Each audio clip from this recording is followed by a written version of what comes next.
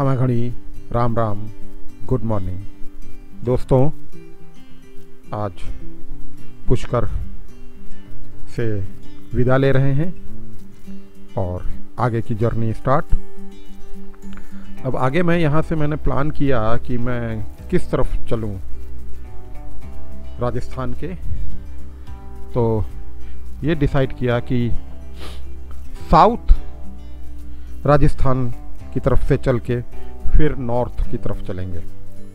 तो मैं इस समय अजमेर होते हुए आज प्लान है बूंदी जाने का। बहुत ही सुंदर रास्ता, आप देखें ये छोटी छोटी पहाड़ियाँ। आप ये देखें मेरे राइट हैंड साइड पूरी पहाड़ी एकदम ग्रीन, और मौसम भी बहुत सुहाना है। धूप हल्की हल्की धूप है और इस जाड़े में ये धूप बहुत ही आनंद दे रही है, बहुत ही सुखद है ये धूप। यहाँ पर बाइक चलाकर बिल्कुल ऐसा लग रहा है जैसे हिल्स में बाइक चला रहे हो, बिल्कुल वही फीलिंग आ रही है। सवेरे का समय है और बहुत अच्छा लग रहा है।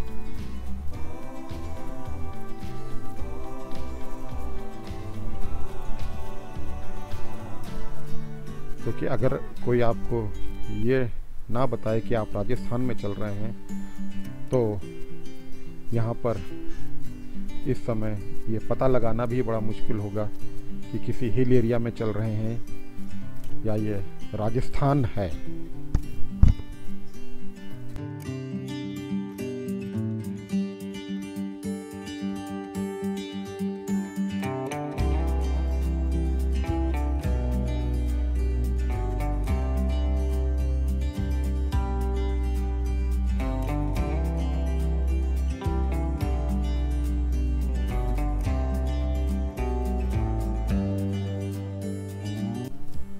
ये अरावली हिल्स की जो पुष्कर से अजमेर की रास्ता है, लगभग 12-13 किलोमीटर, इतने पहाड़ियों में घुमावदार रास्तों से होकर गुजर रही है। और इसी में बहुत सकरी घाटियाँ भी हैं और ट्रैफिक बहुत ज़्यादा है।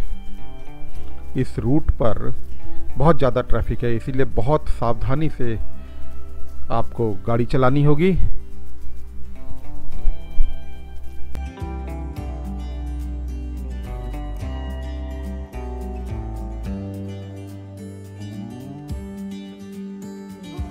और ये देखें सामने अजमेर शहर, ये महाराणा प्रताप का स्मारक, और यहाँ से कितना सुंदर व्यू अजमेर का दिखाई दे रहा है। सामने अन्ना सागर,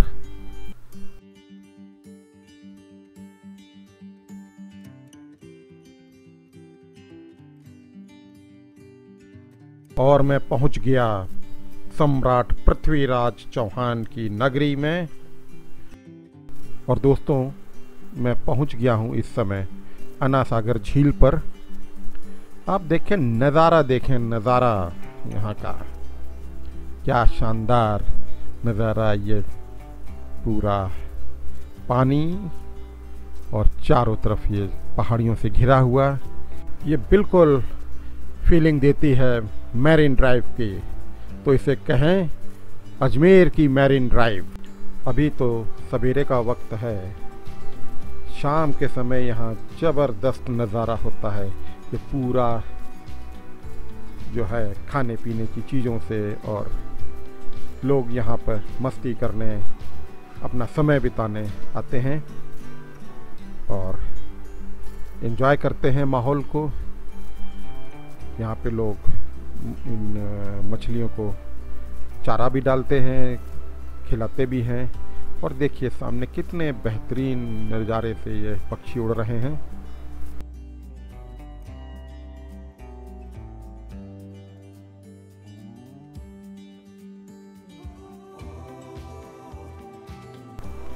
अब इसकी कुछ मैं आपको इतिहास बताता हूँ। ये झील बहुत बड़ी है और लगभग 13 किलोमीटर इलाके में फैली हुई है।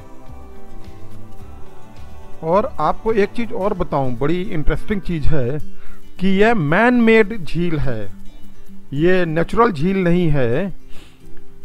और इसको बनवाया था सम्राट पृथ्वीराज चौहान के दादाजी ने, जिनका नाम था अर्नो राजा।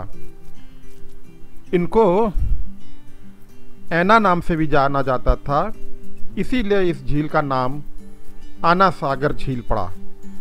और ये बनी थी लगभग 1135 से लेके 1150 ईस्वी में, लगभग 15-16 साल ये बनी झील।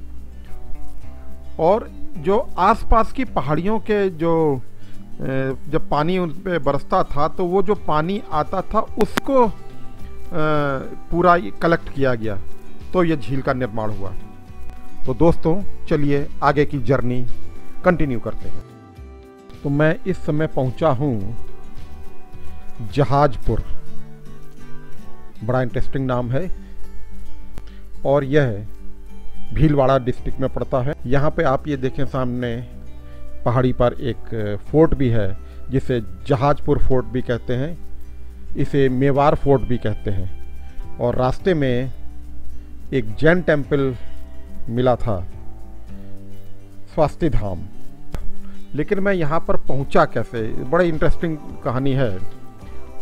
जब मैं आना सागर झील से चला तो मैंने शूट नहीं किया, और मैंने शूट क्यों नहीं किया उसका भी एक कारण था कि अजमेर सिटी के आगे ही जब आप चलें तो एक कैंटोनमेंट पड़ता है नसीराबाद, और मैं कभी भी कैंटोनमेंट में शूटिंग नहीं करता हूँ, जो सिक्योरिटी पॉइंट ऑफ व्यू से ठीक नहीं है। तो उससे जब आगे निकले तो एक हाईवे पड़ा, तो मैंने एक सज्जन से वहाँ पूछा कि मुझे बूंदी जाना है। तो उसने कहा भैया ये वाली रोड पकड़ लो, सीधे चले जाओ। अब पता नहीं उसके कहने में या मेरे समझने में क्या अंतर हो गया, और जो मैंने रोड पकड़ी उसने मुझे 50 किलोमीटर घुमा दिया। वो 50 किलोमीटर दूर के रास्ते से मैं आया। अरे वराह देवता जी, कहाँ आप आ गए, किनारे रहिए भाई।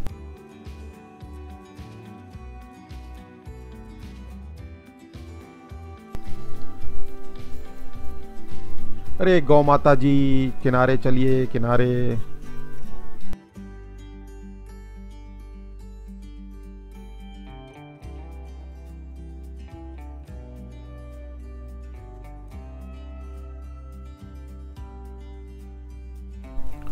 ये रास्ते में देखें ये कितनी खूबसूरत झील, इसे गुड़ा लेक कहते हैं।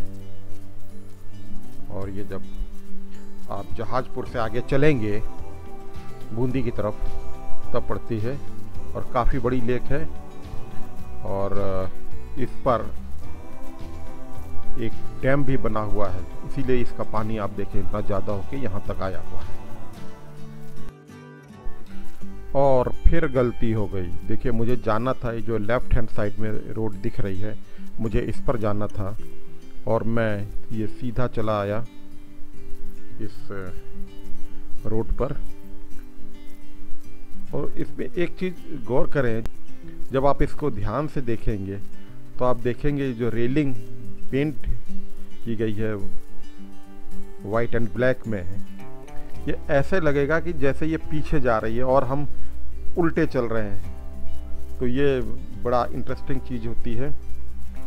आगे इसके बाद ये फ्लाईओवर को जब क्रॉस कर लेंगे तो यहाँ से दिख रही है रास्ता कि बैक होंगे।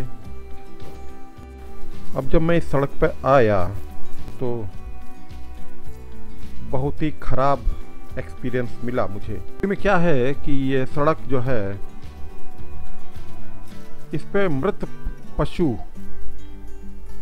डाल दिए जाते हैं और इतनी बदबूदार होती है। और आप ये देखें जो ये बगल में दिखा, ये लोग उस मृत पशु के, बड़ा पशु होता है, अब आप समझ लीजिए क्या होगा, उस पशु के मीट को बेचते हैं, यहाँ आके आपका मन एकदम से खिन्न हो जाएगा।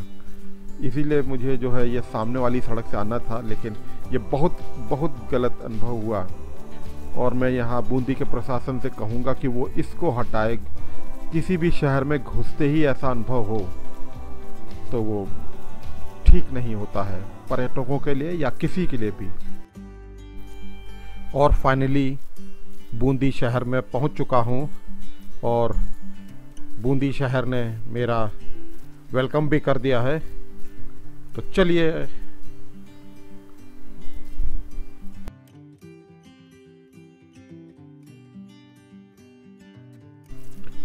और ये सामने देखें सूर्य भगवान अपना विश्राम करने जाते हुए, और अब बूंदी शहर में पहुंचकर हम भी अपने हॉस्टल में विश्राम करेंगे।